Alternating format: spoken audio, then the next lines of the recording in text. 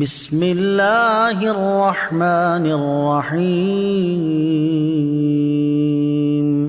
ترجمہ: اللہ کے نام سے شروع جو نہایت مہربان رحمت والا ہے۔ وَمَاذَا عَلَيْهِمْ لَوْ آمَنُوا بِاللَّهِ وَالْيَوْمِ الْآخِرِ وَأَنفَقُوا مِمَّا رَزَقَهُمُ اللَّهُ وَكَانَ اللَّهُ بِهِمْ عَلِيمًا۔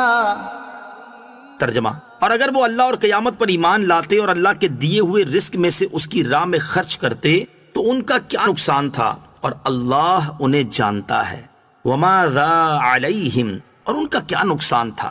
ناموری اور دکھاوے کے طور پر مال خرچ کرنے والوں کو تنبیہ کی جا رہی ہے کہ یہ اگر اللہ تعالیٰ پر اور آخرت پر صحیح ایمان لاتے اور اللہ عز و جل کے دیے ہوئے مال میں سے اس کی رضا و خوشنودی حاصل کرنے کے لیے خرچ کرتے تو اس میں سراسر ان کا نفع ہی تھا۔ معلوم ہوا کہ راہ خدا میں خرچ کرتے وقت اللہ تعالیٰ کی رضا اور ثواب حاصل کرنے کی نیت ہونی چاہیے، بصورت دیگر عمل ضائع ہو جائے گا اور اس پر سزا بھی ملے گی۔ ان اللہ لا یظلم مثقال ذرة وإن تک حسنة یضاعفها ویؤت من لدنہ اجرا عظیما۔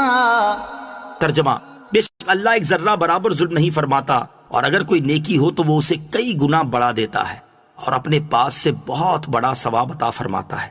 ان اللہ لا یظلم مثقال ذرہ، بے شک اللہ ایک ذرہ برابر ظلم نہیں فرماتا۔ اللہ تعالیٰ اس سے پاک ہے کہ وہ کسی پر ایک ذرے جتنا بھی ظلم فرمائے۔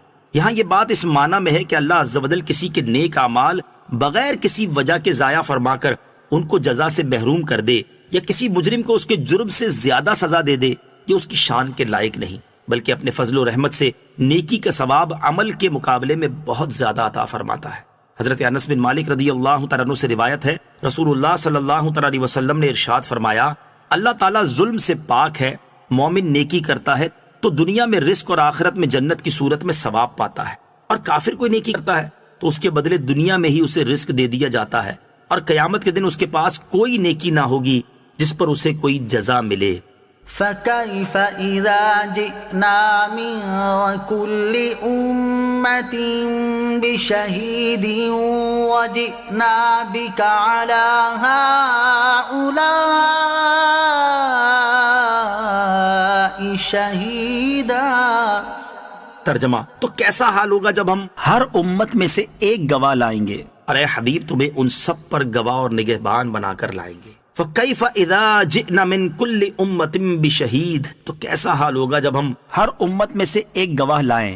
اس آیت میں کفار و منافقین اور یہود و نصارہ کے لیے شدید وعید ہے کہ جب قیامت کے دن تمام انبیاء علیہ الصلوۃ والسلام اپنی امت کے ہر نیک اور بد کے ایمان، کفر، نفاق اور تمام اچھے برے اعمال کی گواہی دیں گے، پھر ان سب پر حضور سید المرسلین صلی اللہ تعالیٰ علیہ وسلم کو گواہ بنایا جائے گا، تو ان کا انجام کیا ہوگا؟ قیامت کے دن دی جانے والی اس گواہی کی تفصیل سورہ بقرہ کی آیت نمبر 143 کے تحت گزر چکی ہے۔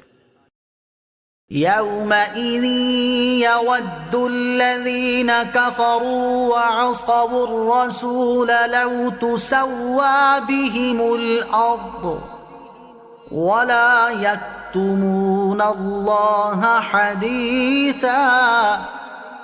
ترجمہ: اس دن کفار اور رسول کی نافرمانی کرنے والے تمنا کریں گے کہ کاش انہیں مٹی میں دبا کر زمین برابر کر دی جائے، اور وہ کوئی بات اللہ سے چھپا نہ سکیں گے۔ یومئذ یود الذین کفروا، اس دن کافر تمنا کریں گے۔ قیامت کے دن کی ہولناکی اور اپنے اعمال کا بدلہ دیکھ کر کفار تمنا کریں گے کہ کاش ہمیں پیدا ہی نہ کیا گیا ہوتا، کاش زمین پھٹ جائے اور ہم اس میں دفن ہو جائیں، کاش ہمیں بھی جانوروں کی طرح مٹی کر دیا جاتا۔ پھر جب ان کی خطاؤں پر باز پرس ہوگی تو قسمیں کھا کر کہیں گے کہ اے ہمارے رب، ہم مشرک نہ تھے۔ تب ان کے منہ پر مہر لگا دی جائے گی، پھر ان کے اعضاء بول اٹھیں گے اور سب اعمال بیان کر دیں گے۔ اس طرح یہ اپنی پوری کوشش کے باوجود اللہ تعالیٰ سے کوئی بات بھی چھپا نہ سکیں گے۔ یا ایہا الذین آمنوا لا تقربوا الصلاة وانتم سکارى حتى تعلموا ما تقولون ولا جنبا ولا جنبا إلا عابري سبيل حتى تغتسلوا وإن كنتم مرضى أو على سفر أو جاء أحد منكم من الغائط أو لامستم النساء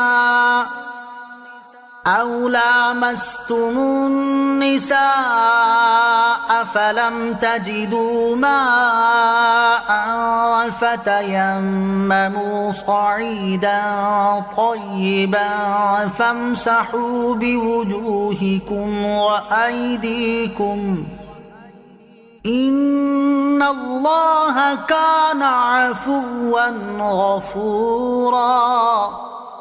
ترجمہ: اے ایمان والو، نشے کی حالت میں نماز کے پاس نہ جاؤ جب تک سمجھنے نہ لگو وہ بات جو تم کہو، اور نہ ناپاکی کی حالت میں نماز کے قریب جاؤ حتیٰ کہ تم غسل کر لو، سوائے اس کے کہ تم حالت سفر میں ہو تو تیمم کر لو، اور اگر تم بیمار ہو یا سفر میں ہو یا تم میں سے کوئی قضائے حاجت سے آیا ہو یا تم نے عورتوں سے ہم بستری کی ہو اور پانی نہ پاؤ تو پاک مٹی سے تیمم کرو، تو اپنے منہ اور ہاتھوں کا مسح کر لیا کرو، بے شک اللہ معاف کرنے والا بخشنے والا ہے۔ یا ایہا الذین آمنوا، اے ایمان والو۔ شان نزول: حضرت عبد الرحمن بن عوف رضی اللہ تعالیٰ عنہ نے کچھ صحابہ کرام رضی اللہ تعالیٰ عنہم کی دعوت کی جس میں کھانے کے بعد شراب پیش کی گئی۔ بعض حضرات نے شراب پی لی کیونکہ اس وقت تک شراب حرام نہ ہوئی تھی۔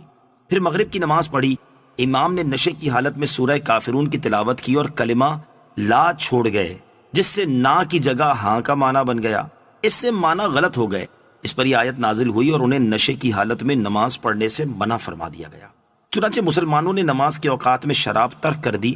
اس کے بعد سورہ مائدہ میں شراب کو بالکل حرام کر دیا گیا۔ نشے کی حالت میں کلمہ کفر بولنے کا حکم۔